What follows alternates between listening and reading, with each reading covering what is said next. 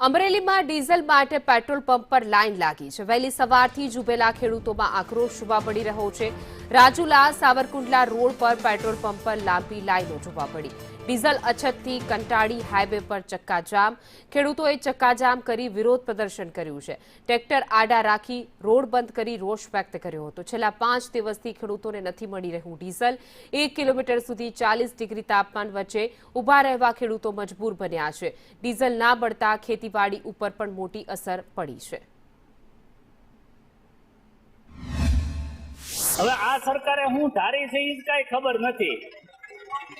ખાતરમાં લેવા જાવ તોય લાઈનમાં, નોટબંધી હતી તોય લાઈનમાં, અને અત્યારે ડીઝલમાં થઈ તોય લાઈનમાં। હવે તો અમારે આમાં કરવાનું ખેતી કરવી કે આ લાઈનમાં રહેવું? આ સવારે વહેલા 4 વાગ્યાના અમે લાઈનમાં છીએ, હજી 10 સાડા 10 થયા તો છતાં વારો આવ્યો નથી, અને 2-3 હજારનું ડીઝલ આપે।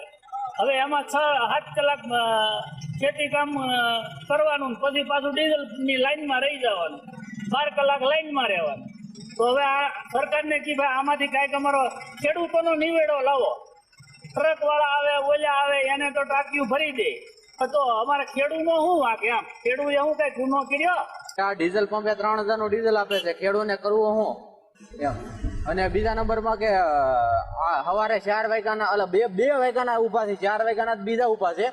અમે તો 2 વાગ્યાના ઉભા છીએ તોય વારો નથી આવતો, અને માણસો આડા 5-5 10 ટ્રેક્ટર નાખે આડા વચ્ચે। હવે એનો શું નિકાલ કરવો? સરકારને કઈક આનો આગળ પગલું વધારવું પડે એમ છે સરકારને। હવે